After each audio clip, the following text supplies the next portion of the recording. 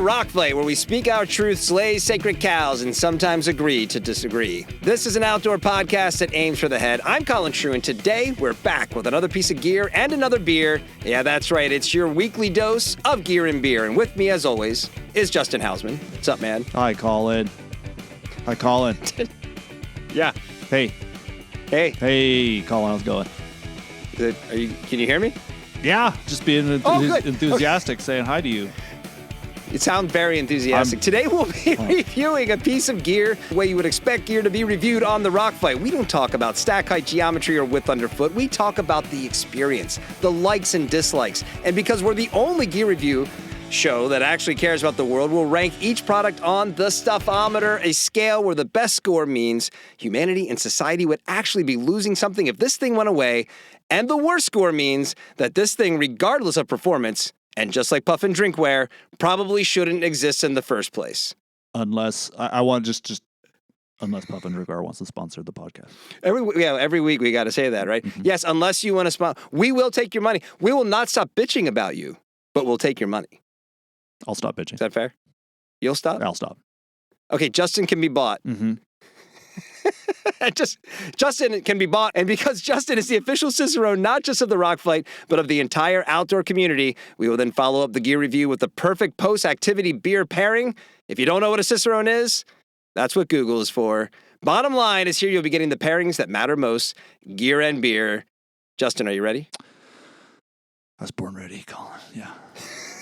Born ready. You just like doze off when I'm doing those things? A little bit, yeah. I doze off a lot these days. You know what? I think they're important. By the way, Cicerone, I believe it means water carrier in Italian, or like one who carries water. I don't know where the organization came up with that name, but I think that's what it means. So the culture that treats beer like water, that's where you need to be. I guess that seems bad, but I'm pretty sure. I have my salad. I have my breakfast, my beautiful breakfast. Oh, and I have my beer. I don't know. Beer is the water of life. I don't know. Could be. All right, well, let's get into today's gear. You have the floor. What are we talking about, Justin? All right. So it's it's first day of spring was a couple days ago, right? It was, yeah. Or yesterday? What is the first day of spring? Why does it change? Does it change? Sometimes it's like the 19th and sometimes it's like the 22nd, you know? Nobody knows. It's a mystery. No one knows. No one knows who invented the calendar or, observe. That's what you find out when you die, is that, they're like, this is why the date changes. Here's all the things that you wish you would have known throughout your life. We're going to tell you here now that you're it's dead. All just it's like Cliff Clavin, like useless bullshit information, like no real answers. That would be actually pretty great. Like actually Cliff Clavin, like in his post office uniform. Oh man. For anyone out there under the age of 40, Cliff Clavin was a character on honestly, like under the age of 45, really. Like I was probably kind of too young for that show. Good Lord. Yeah, I was definitely at the tail end, for sure. You know what Cliff Clavin used when he went camping? Oh, dude, I'm sorry. I'm just going to say it right now, that was a killer segue. What did Cliff Clavin use when he went camping? Yeah, he sure as hell did not use a synthetic fancy pants sleeping bag. Or mummy bag. Or no way in hell would he. There was no hood on Cliff Clavin's bag. I mean, I don't believe those existed in the early 80s. Did they? They might have. I feel like I might have had one of those maybe fairly early on. Mountaineers probably had them. But no, he would have used, Cliff Clavin, we know what he would have used. He would have used a red flannel-lined cotton sleeping bag. And that's what we're going to talk about today. Because it's spring, summer's coming, camp season's coming, I've been kind of looking through my gear closet, thinking about what I want to use this year and getting kind of excited about camping again. And I thought it'd be a good time to talk sleep stuff. And, today we're going to talk about the joys of not giving a shit about buying a fancy, I don't even know what we're making sleeping bags out of these days. Sil nylon, maybe, down bags just to go like car camping. I mean, if you're going to go, this is not a backpacking episode. This is about just straight up car camping, dispersed camping, that kind of thing. But I thought it'd be nice to laud the virtues of the natural fiber sleeping bags. So we went from steel bikes to leather boots to flannel sleeping bags. Are we going to do mustache wax next week? Is that probably should have thought that through? It just occurred to me. I think it's great. Why not? Well, you The know Hipster what? Gear Podcast. It's not about being hipster. It's about stuff that is usually, well, leather boots aren't, but stuff that's usually either just a little bit more either a little cheaper. Well, today, definitely a lot cheaper, or just more durable and just kind of more pleasant to have on your body. That's really what this is about. And kind of just, I've been doing this I've had access to the world's best gear for a decade at this point. And what turns out, I mean, that stuff is great if you are trying to set a FKT somewhere, or are a really dedicated ultralight backpacker, and that's awesome, or you're bike packing and need a 12-pound kit weight. But if you are like me and most of your trips are throwing all your stuff in the back of a truck and like driving way out in the middle of nowhere, then day hiking from there, I mean, there is just no reason to load up your rig with super expensive space age materials. This is the nuance that really, honestly, we want to bring to this conversation by having a gear segment on the Rock Fight, right? Because I would go back to the episode I did, one of the very first ones about, cotton doesn't always kill. Like, why are we constantly saying cotton kills? And it wasn't to say that I'm recommending you go on a winter backpacking trip like high in the mountains wearing jeans and a t-shirt. No, what I'm saying is that for 85% of my own outdoor adventures, I can wear a cotton t-shirt, and it's not only like okay, it's preferable, right? It's preferable to do. So it's and the you same already thing here. own it. Like you're not going out and buying some kind of performance wicking material just to go camping. Which why would you need that? I mean, it's wild to think that for so long I went car camping and I would bring like my backpacking stuff. Like I'd bring a tiny little tent. Oh, I'd bring took the words out of my mouth. Like a really like an amazing like a Cedar Summit Spark a sub 1 pound down bag that had barely enough room for me to get in. Tiny little backpacking chairs, a backpacker stove. I mean, honestly, that's what I would use when I would go car camping for a long time. And now I'm rolling up, dude. I mean, for a while I'd use a down comforter, like from my house, that like we spilled crap on, so it became like my camping one. I still bring my pillow from home. Classic 2-burner stove. I just got a Coleman gas lantern because I've been writing. I can't wait to talk about that. I've been writing about them and I missed it. I was like, you know what? I loved those. I remember growing up with those. Well, sort of growing up, but like, when my 20s, like using those randomly. And I fired it up yesterday in the evening to go outside and read. I'm like, God, these things are awesome, and like, there's totally. I don't know, maybe it's nostalgia, and even if it is, so what? It's fun. It's all just fun anyway, like we're not achieving anything out there. Yeah, I don't think it's only nostalgia because you're exactly right. Like I had a backpacking setup from almost all my camping gears. That's what I got like before we had kids. We didn't even backpack that much, but that's what we had. And I remember the first camping trip I did with our twins when they probably couldn't walk yet. It was probably the summer after they were born. And we had a bigger tent. I'd gotten a bigger tent so we could all sleep in there, but we're on like thermarests and like just like 5 of us like crammed in to like on backpacking stuff in this, like just crammed in this giant tent. Yeah. And I'm like, this is ridiculous. And especially then of surveying the kid scenario, I'm like, when's the next time I'm going to go backpacking? And then we went and got cots and cool and better pads and all the stuff. And now all of a sudden I'm like, hey, you know what? Camping not so bad anymore. This is like so much more comfortable. It makes such a difference. It makes such a difference. I mean, if I was this kind of person, I'd go up to people at family campgrounds and be like, guys, you're doing it wrong. I mean, I hate to say, not you're doing it wrong, but like you could be doing this more comfortably. There you go. That's nice. I mean, the tent that we use we use like an enormous 6-person tent. I mean, it's huge. Like my wife and I are both well over 6 feet tall, and we can just stand up and walk around. Like it's fantastic. And I see people like whole families cram themselves into like a 4-person backpacking tent. I'm like, I get it. Right. I mean, not everybody has the luxury of buying more than one thing, but if you're going to mostly go camping anyway, there's just no reason to waste your money on even like, I mean, you could go buy like a fairly inexpensive synthetic bag, from like REI. I'm sure you could get one for like $80 or $90. It'll be fine, but it's not as comfortable as natural materials. So if you're going to have one, honestly, I'd rather say, and I'd rather you have this and be comfortable doing most of the kind of camping that you're going to be doing, which is car camping for most people. Some people backpack more than car camp, I'm sure.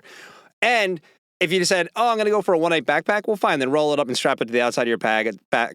It's a little heavy. It's not going to be great. But if you're going to have one, I think this is the one to have over the performance sleeping bag. Well, we'll get into this particular bag in a minute, but my first time I went backpacking, I had a cotton sleeping bag that was rolled up on the back of my backpack. And you died. I died. Well, I died. We're dead. You had on cotton? Yeah. And you had a cotton sleeping bag? Yeah. And we're all, this is, if you're listening to me right now, I hate to be the one to tell you, this is the afterlife. I'm dead. We're all dead. That's why we know when the sweat. That's how we know. That's how we know is. cotton kills. And yeah, we do know when the spring, because Cliff Clavin told us. So the bag that I'm talking about today, honestly, good luck finding it, because I had a hard time trying to find one online. But it doesn't really matter because there's like a jillion other ones, all probably made in the same factory. Really, you're tipping the hand on the stuffometer. I know that part. We'll get to that part later. That's a bit of a bummer, but that's not my fault, and we'll talk about why. Anyway, so I've had the Slumberjack Big Timber Pro 0 degree bag for a couple years, I guess.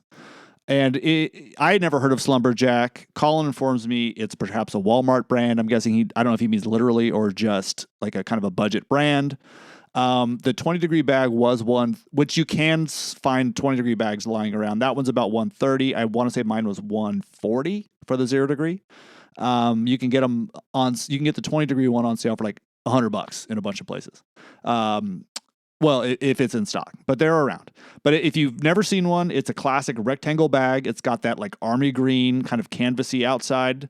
It has that super plush, very classic Cliff Clavin approved red flannel inside. And it's thick and it's 9 pounds, maybe 10, depending on which size you get. That's awesome. When it rolls up, it takes up a bunch of space. But oh my God, there is nothing better than getting into this bad boy after like a long day of, even if you haven't, I mean, if you've been like crushing it and hiking and fishing a bunch and climbing a bunch of stuff and you're bone tired and exhausted, it feels great. If you've just been sitting in a chair reading a book all day, it feels great. I mean, the thing is really comfortable. I'm going to read you what it says about it, because they actually, the copy on the website is pretty accurate. Big Timber Pro sleeping bag is cozy and comfy. Which it is, allowing you to sleep as if you've never left the comforts of home. We've updated the Big Timber Pro series by adding the Big Toe Footbox. This larger footbox allows you to sleep on your back with your feet up in a natural and comfortable position. And do not overlook that, folks. If you're like me and Colin, we both have enormous feet. Often, if you're sleeping in a mummy bag, I mean, a lot of them now have that big toe footbox, but a lot don't. And you know, right. if you have big feet, sometimes you can't have your feet straight up, and it sucks. Anyway, effectively makes usable space inside the bag even longer. Bag will take you back to a simpler time with memories of wood smoke and star-filled nights. Equipped with a soft flannel liner, durable canvas outer shell, and robust zippers, SJK Slumberjack Big Timber Pro bags are rugged, warm, and cozy. They really hit you with the cozy, but all of that is true. I mean, it really does. I guess I grew up with these bags. I don't know. I mean, it's just a time when getting into a sleeping bag was soft and not a slick like getting into a garbage bag. I just can't. It was a revelation the first time I used this. Just realizing, I mean, granted, I'd been using blankets and stuff from home, but just when I went with this one, and I just realized, why was I wasting so much time with backpacking bags before? This thing, it's great. There's just it's just a solid, cozy bag. If you have someone staying with you, you could throw it out and hey, sleep on this thing on the couch or whatever, and they're going to love it. But you don't have to get this one. I mean, Cabela's makes them. There's a million other brands that make these sorts of things.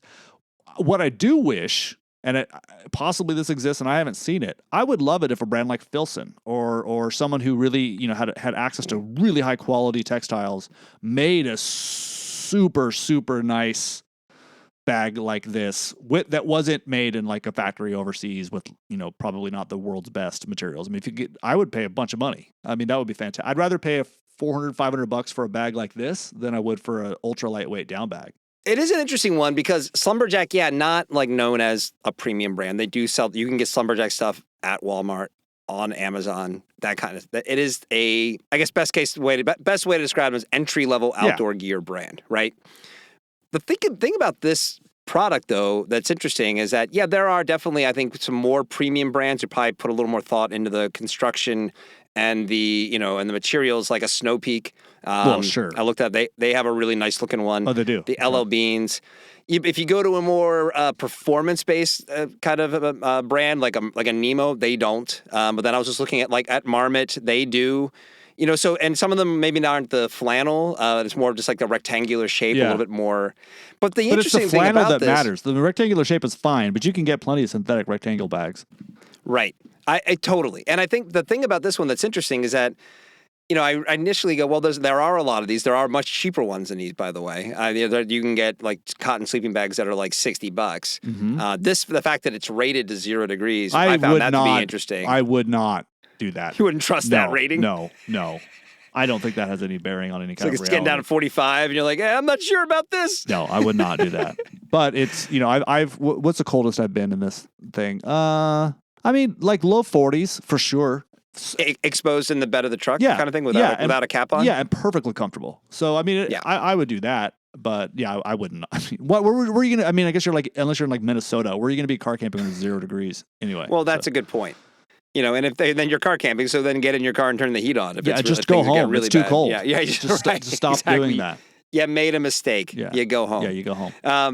But I think the thing that's interesting about this is that, and not to jump ahead to kind of like our stuffometer ranking, but it is like this is one that it might be a crowded category in terms of there being a lot of these, and they're not, premium stuff. There's a lot of material. You could probably nitpick the materials involved in these and all those kinds of things.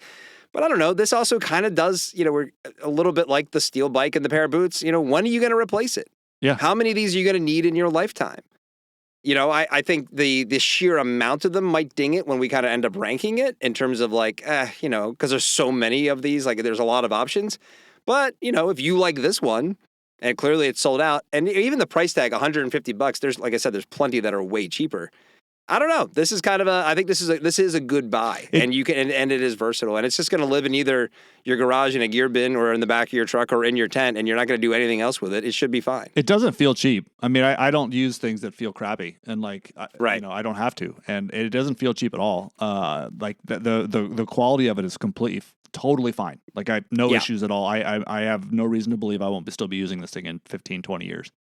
I guess if you're gonna get this or like the bluey version at Walmart, get the Slumberjack. Right. Is there a bluey version for adults? There's got to be, right? My daughter had a Dora the Explorer thing when she was a kid, so actually you would know. Well, yeah, but I don't really look in the adult. You're a bluey household. I do. We are a bluey household. I'm looking at the Snow Peak one right now. This thing looks great. So it's only $280 as well. So the Ofuton sleeping bag. It looks like it's a nylon outer. Okay, but the lining is cotton, which is great. That's really what you want. The outer is less important to me. Although the Slumberjack one's nice because it's a poly canvas, so it's not total canvas. And the insulation's synthetic, which whatever, it's fine. I don't know.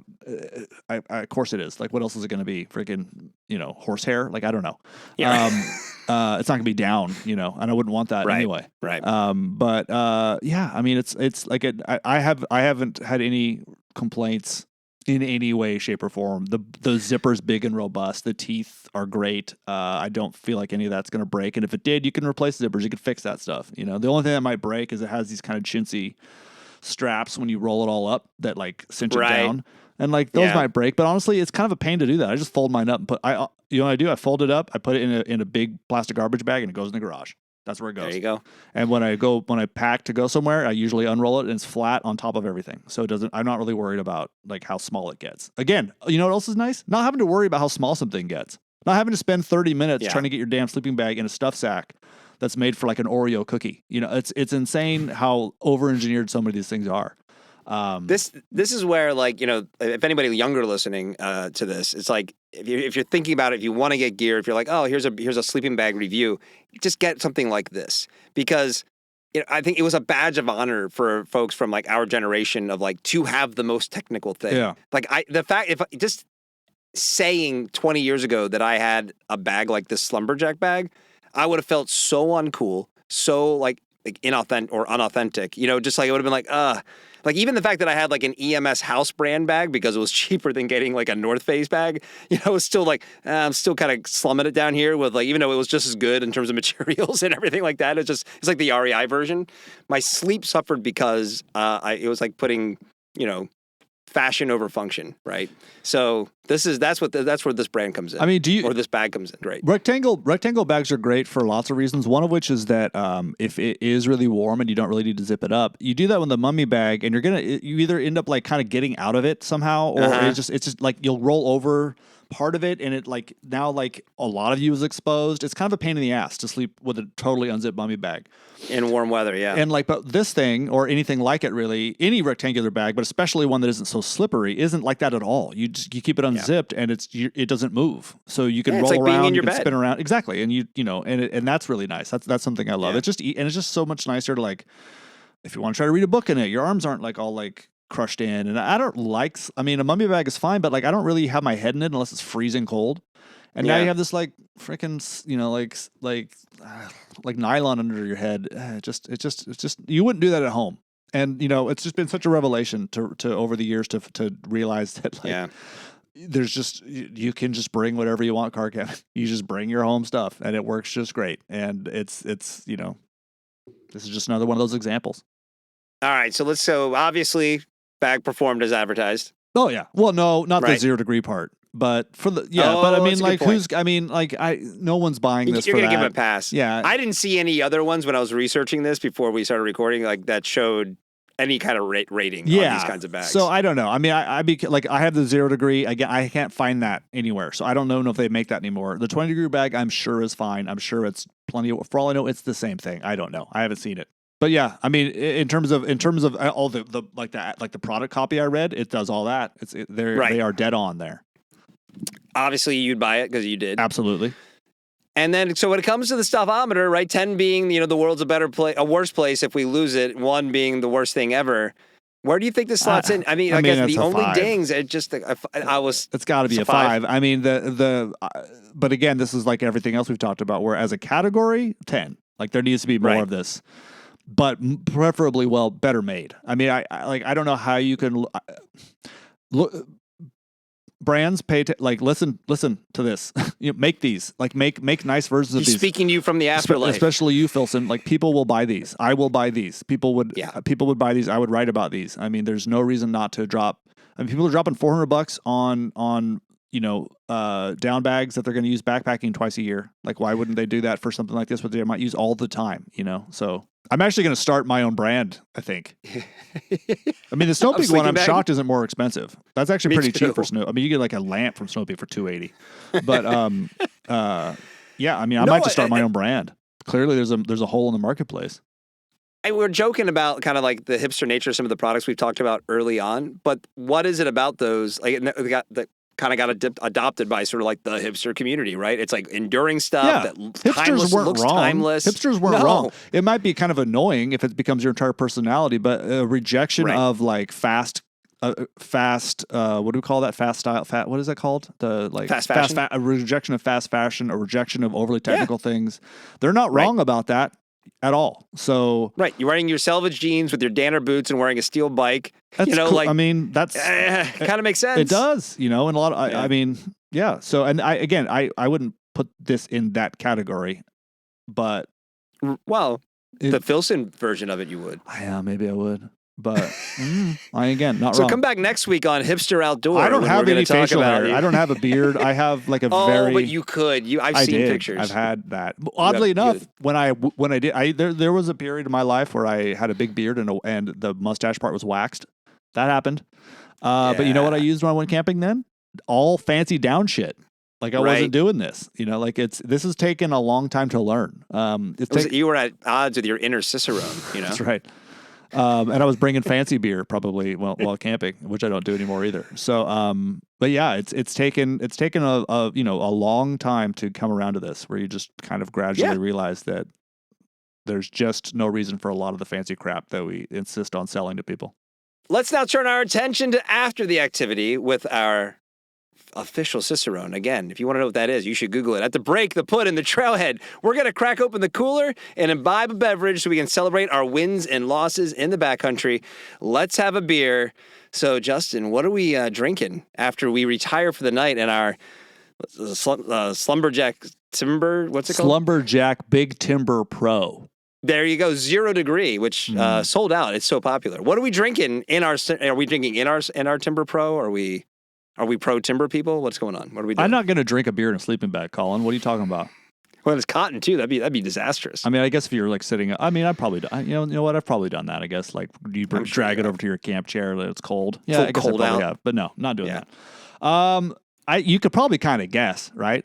I mean, we've been talking about staples, basics, stuff you may ignore because it's beneath you or something like that that you feel like you've moved on past it or something like that. But no, today we're cracking the king of beers, Colin, which of course is Budweiser.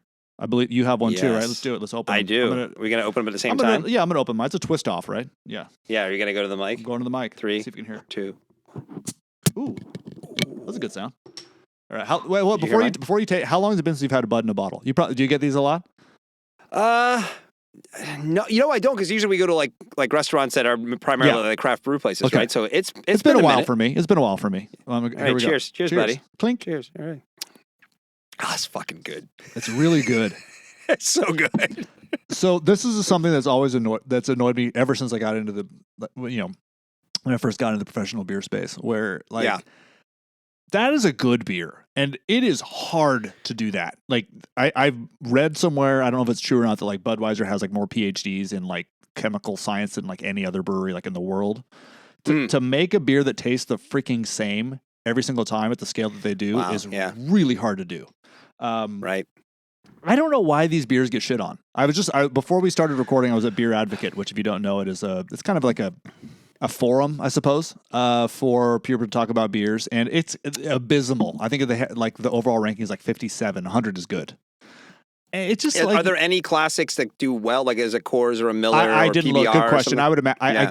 I guarantee you they're all going to be in the same sort of thing. But the thing that I think is funny about a beer like this, I mean, if this beer had like a German label on it, and you were in Germany and you're drinking it, you would be like, this is fantastic. Like, I mean, I have been in Germany drinking, whatever, like, and I'm like, this is not as good as Budweiser. And not saying that out loud because I didn't want to die, but like, just be like, it's all right. I mean, there's like a flatness on the back end that like a really good beer won't have. There's not a lot of hops here. I mean, it's not the most flavorful beer in the world. Not good when it gets warm. Got to drink it quick. Yeah, you do want it cold. So I mean, it's clear that it's not trying to overwhelm you with flavor or anything like that. No, but I go back to what you said on the Founders in the first Gear and Beer episode about like the drinkability of it, the just kind of the basic, how it just, there's just something that hits right in certain situations about this. And I think, it probably goes back to the pushback on it, I would imagine. You probably know better than I would because of your experience with this and your qualifications. But, for however many decades, it was just, Anheuser-Busch and Miller, right? And then, so when the craft beer things happen, it's like, oh, fuck that. We're going to only have good stuff now. But I remember, actually, I was with our mutual friend, David Karstad now, and he and I were there on a work trip. We're in another Portsmouth story. We're in Portsmouth for work. It was a steamy, hot summer day, and we're sitting outside eating lobster rolls. Oh. And I'm like, I'm getting a Budweiser. Yeah. And David goes, I am too. It's just like perfect. It was so hot, and it was cold, and it went right with the seafood. It was just the best thing ever. Budweiser's so good with food. I mean, it really is. I'm more of a Coors guy if I'm going to be doing one of these two beers, and Coors, to me, has a little bit more maltiness to it after drinking this Budweiser right now, and a little bit more sweetness to it. They both use rice, which is considered like an adjunct, which, sort of. An adjunct is something else that you add to the that isn't like like the standard, hops, barley, and water. And they don't use it for flavor. Rice is cheaper than barley, and so that's why they do it. So there's a little bit of like a starchiness to it that you won't get in like a craft pilsner. But it's fine. I mean, that's the thing. It's fine, and it's refreshing. It's so refreshing. Yeah. It's like right now it's 70 degrees outside my house. Nice sunny day. Like, it's perfect for that. And it's like, what is it, like $9 a 6-pack? I mean, it's gotten more expensive, but it just felt like the right call with yeah, come on, man. You're talking about a product from Slumberjack. What are you supposed to do? Like, an Ninkasi, like something like fruit beer. Just, like, no, man. See, it's just like there's times where you want to really like geek out and really think about it. There's times where I'm going to go on a beer tasting, or I'm going to go to a craft beer place, and I want to try 3 or 4 beers, and I want to try why does this Pilsner taste different than this one, and that sort of thing. And then there's times where it's hot and you just want a beer. And that's, and there's nothing wrong with that. And like, man, they do a good job. They do a really, really good job. 5% alcohol, it's like just standard, you can have a couple of them and feel for the most part all right. Yeah. I don't know what else to say. Yeah, I think it also echoes what you said about the gear itself. It goes back to the whole kind of like the cotton kills thing and the nuance of it, right? You don't have to be all super high end, only doing the best gear of all time, and then I'll have your $10 6 ounce pour to go with it, right? It's exhausting. It's like, no, man. Sometimes you can like that stuff, and you can also like sleeping in a $120 sleeping bag with a Budweiser. It's kind of exhausting. It's exhausting. I mean, in some ways, this goes against what we were saying with the sort of the hipster approach to like, craftsmanship or whatever. Look at yeah. But it's kind of exhausting if everything that you're doing is so thought out. Like, I have to go find the really good beer. I have to have the really good piece of gear. I mean, at a certain point, like, I'm not out there. Okay, there are times where, like, trying out new gear does kind of motivate me to get outside. But for the most part, on a real camp trip, I'm not out there to use my gear. I'm not out there to drink fancy beer. I'm out there to have a good time. Yeah. I'm out there to relax. I'm out there to have a thrill or two. And, a sleeping bag I don't have to think about or fuss over, a beer that's dependable, that didn't cost me a fortune, that, I know what I'm getting into. That's really nice. It's really nice not to have to think about it. There's a reason that we find that comforting, because I don't know if it's just because it's been around forever or not. And again, there's the reason to rate. Like, you go to Germany and all the beers like, we've been here since 1408. You know what? Yeah. I like that. Like, I like knowing that. I mean, I don't think, but I'm looking at the bottom. I don't think it tells you like when they started. And no, it is since 1876. You know what? That's fucking awesome. So just breaking news. I just got a text message from a friend of mine down the street. We've been going back and forth about boots and hiking boots. And is this the one you told to buy the Scarpas? I did. And so the ones that he bought, the ones that we talked about, the SL Active, the full grain leather ones, were a little too big for him. He couldn't quite find a size that worked. So he went and bought the other ones I recommended to him, also Scarpa, the Zodiacs, which I adore. A little bit more athletic. They're what I use if I'm going to do like something where I might have to scramble or whatever. I feel like being kind of like, I don't know, Killian cheating on the SL Active. Killian Jornet-ish. I'll wear the Zodiacs. Anyway, just got a text message. These are the most comfortable boots I've ever had in my life. Just finished a hike. Thank you for the suggestion. But we haven't reviewed those. So we I don't haven't. know why it's relevant. Because I'm tooting my own horn. I'm telling you, like, you can trust us. That's an independent third party. Incredibly relevant. Yeah. Just out of the blue. Thank you for your knowledgeable gear suggestion, my friend says. So there you go. Tell him to write a review on Apple Podcasts. These guys know what they're talking about. Yeah. That's why we have a podcast. Well, let's wrap it up. So we have the Slumberjack Timber Pro. Is that what? Did I get it right? Timber. I can't get it right. But yeah. It's we gave that a 5 on the stuffometer. After you're done hiking, we suggest you refresh yourself with a frosty, cold, classic Budweiser. Which we don't rank. We haven't been ranking the beers, but I'd like to start. Should we start? Yeah, I'd like to start now. What's the parameters? I like ranking the. I'm not going to go. I'm not going to. Yeah. I don't think it needs more than one numerical scale. Okay. So it's the same thing, a 1 through 10, kind of. What would you give it? A Budweiser. Yeah. It's a good point because I do like the flavor. It's refreshing. It's a little bit of a throwback because I drank a lot of this when I was younger. But like we went out to dinner. My wife and I went to dinner the other night, and there was some like local hazy IPA that was just like so delicious. Yeah. And then the other day we had my wife brought out a kind of a cider which I hadn't had before, and that was delicious. So it's hard to say. I kind of guess we have to match it at a 5 because I wouldn't feel good giving a Budweiser anything less than a 5. Oh, it's at least a 5. I think I'll go higher. Get another taste here. Let's go. I might do like a 6.2 only because of the versatility of it. Like how many beers of all the beers you're going to bring up and we're going to review on this show. How many times if you like you're sweaty, you're at the end of your hike, whatever, and there's the beer you're reviewing, and then there's going to be an ice cold Budweiser, and how many times are you going to say, yeah, I'll just take the Bud? I would say honestly, probably 100% of the times. If I'm like really thirsty and hot, I don't know. Yeah, right. Like Founders is great, but like if you like try to chug half of one, you'd be like, that's a lot of hops. Like that's the thing about I think probably the point, what I was saying earlier about how they have like 1 million like PhDs or whatever, or chemists. I think the point is they figured out the exact amount of bitterness where it's like refreshing and you want more of it. It's not because you wouldn't describe this as bitter at all. Not even, right? No. I mean, it's honestly Bud and Coors are kind of sweet. And again, I think a lot of that has to do with the starch from the rice. But I don't have any idea what kind of hops they use. They don't tell you, unfortunately. That's the kind of the cool thing about craft beers. They'll like break it down. Oh my gosh, they have the recipe practically. We use Cascade hops and whatever, like different crystal malts and all these sorts of different. You could go to the beer supply store and buy all the same stuff on there. Lord knows what's in Budweiser. It doesn't even tell you the ABV on there, so you have to like look that up yourself. So what are you gonna rate it? I'm gonna give it a 7. Wow. 0.1, I think. Okay. 7.1. And part of that is a I'll go tip of the cap 6.2. to just doing a really good job at making the same beer every single time. Every time. Tip of the cap. Like I've never opened a Budweiser and been like, oof. And I've done that with craft beers. Like, something's up with this one. All right, well, that's the show for today. What did you think of Gear and Beer? Do you have a suggestion for Gear and Beer? Do you simply like Gear and Beer? Send an email to myrockfight@gmail.com. Let us know what you think. Anything you want to hear us review in the future, send it on over. We're taking suggestions. The Rock Fight is a production of Rock Fight LLC. For Justin Hausman, I'm Colin True, and a special shout out to Maisie Kate in Asheville, North Carolina, Liz's daughter. Oh, that's right. Big fan of the Rock Thanks for Fight. listening, Maisie. Yeah, we love that you listen to the show with your mom. And I guess we're sorry that we swear a lot. Oh. I'm not sorry. I'm not sorry. I think your mom's cool for letting you listen to the show. Yeah, me too. My daughter's here. My daughter's here all day, so Yeah. You get to as well.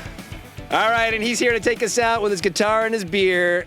His name's Krista Makes, and he's going to sing the Rock Fight fight song. We'll see you next time, Rock Fighters.